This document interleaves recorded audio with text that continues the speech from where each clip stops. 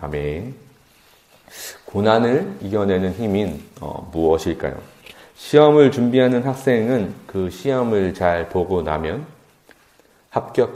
만약에 합격을 한다면 자신의 삶에서 벌어지는 어떠한 고난이든 이겨낼 수 있을까요? 직장에 다니는 직장인은 한 달의 힘겨운 업무 이후 월급을 받을 그때의 고난을 이겨낼까요?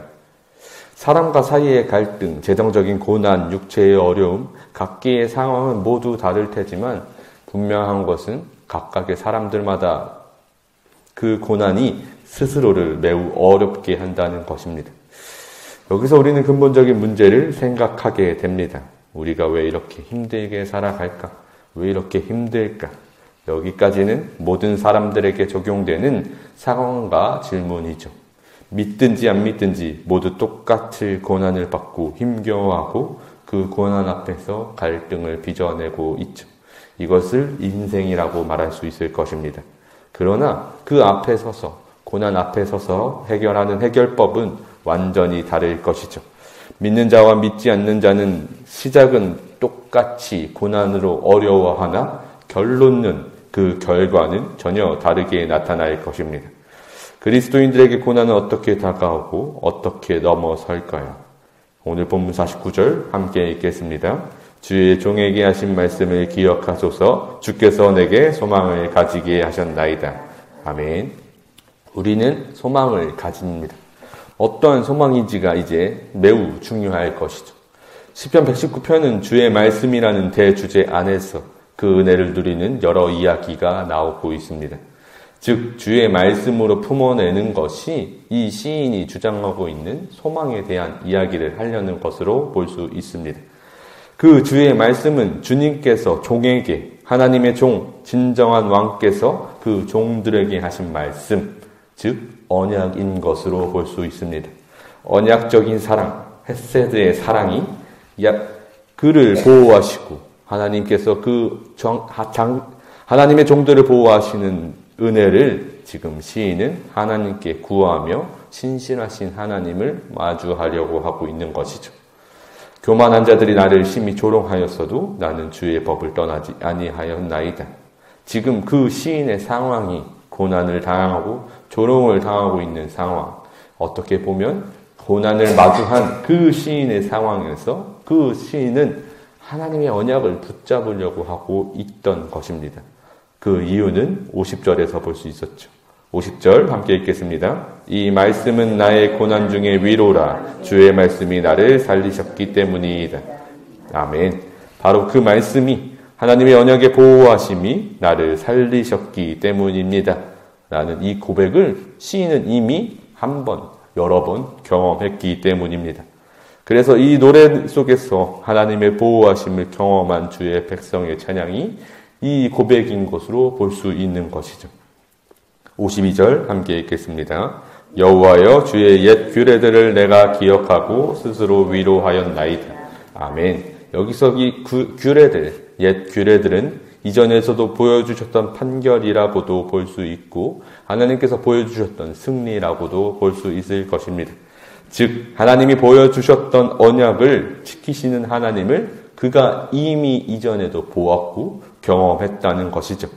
신실하신 하나님이 반드시 우리를 구원하신다는 것을 보았고 시인은 하나님의 영원하심을 무엇보다도 신실하심을 바라보고 의지할 수 있었다는 것입니다. 그래서 이것이 소망이 될 수 있었던 것이죠. 이것을 소망으로 품은 시인은 이것과 반대되는 악인들의 행복, 무엇보다도 주의 규례를 보았고 주의 말씀을 들었음에도 불구하고 그것을 버린 죄악을 보고 분노하고 있었죠. 주의 율법을 버린 악인들로 말미암아 내가 맹렬한 분노에 사로잡혔나이다.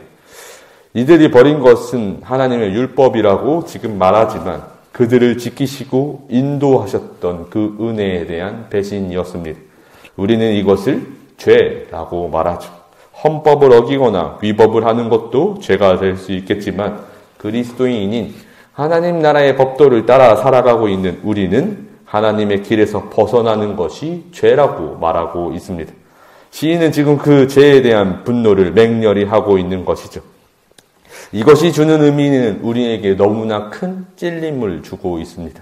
하나님의 은혜를 경험하고 주를 예배하는 우리의 모든 예배 속에서 우리는 여러 가지의 모습으로, 여러 가지의 말씀으로, 찬양으로 하나님의 인도하심을, 하나님의 지키심을 경험하고 또 경험합니다. 그러나 그 예배 이후에 우리의 일상에서 하나님을 모른 채 살아가는 죄악도 너무나도 많기에 늘 하나님 앞에 무릎 꿇음으로 회개하죠. 지금 시인은 이 죄를 싫어하고 있었습니다. 하나님의 은혜를 경험했음에도 불구하고 하나님을 모른 채 혹은 하나님을 아예 배신한 채 살아가는 그 삶에 대한 죄를 분노하고 있었죠. 그리고 그것을 우리도 마찬가지로 해야 한다는 것입니다.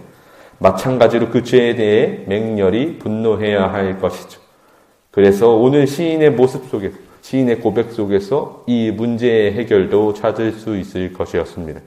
반드시 해야 하는 이 죄의 문제의 해결은 시인의 고백 속에서 더 찾을 수 있었죠. 55절과 56절 함께 읽겠습니다. 여호와여, 내가 밤에 주의 이름을 기억하고 주의 법을 지켰나이다. 내 소유는 이것이니 곧 주의 법도들을 지킨 것이니이다. 아멘. 우리의 일상, 무엇보다도 고단의 고통이 계속되고 죄악이 연속되는 그 밤, 어둡고 어두운 그 밤, 우리가 해야 할 일은 그 밤 속에서 오직 주의 이름을 기억하고 주의 말씀을 따라 사는 주의 법도를 준행하는 우리의 행실과 믿음일 것입니다. 하나님께서는 신실하셔서 이 죄악 중에서도 주를 찾는 그 믿음을 통하여 우리를 지키실 것입니다. 고난 중에서도 주의 말씀 안에서 하나님의 언약을 찾는 우리를 지키실 것이죠. 우리의 모든 일상, 아주 은밀한 곳까지도 하나님을 찾고 주의 이름, 오직 그 이름 하나만을 의지하는 믿음으로 우리를 지키실 것입니다. 신실하신 하나님은 그 은혜로 우리를 지키시죠.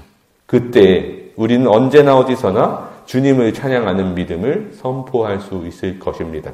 54절처럼 말이죠. 54절 함께 읽겠습니다.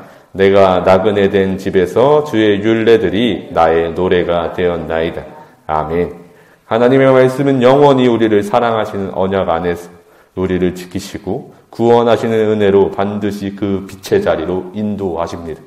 아직 밤에 있는 우리이기에, 여전히 어두움 안에 있는 우리이기에 우리는 더욱 주의 말씀을 의지해야 할 것이죠. 그것으로 하나님은 우리를 살리실 것입니다. 그것으로 우리를 그 어둠에서, 죄악에서, 이 밤 같은 고난에서 건져내실 것이죠. 그래서 소망인 것입니다. 하나님의 말씀은 그래서 소망인 것이죠. 그러므로 우리는 하나님의 말씀을 준행하고 그 말씀을 오직 우리의 마음에 새겨서 반드시 소망을 품어내는 신앙이기를 간절히 소망합니다. 오직 하나님의 구원을 기뻐 찬양하는 그 소망 하나로 오늘 하루도 이겨내실 수 있는 저와 여러분이기를 간절히 소망합니다.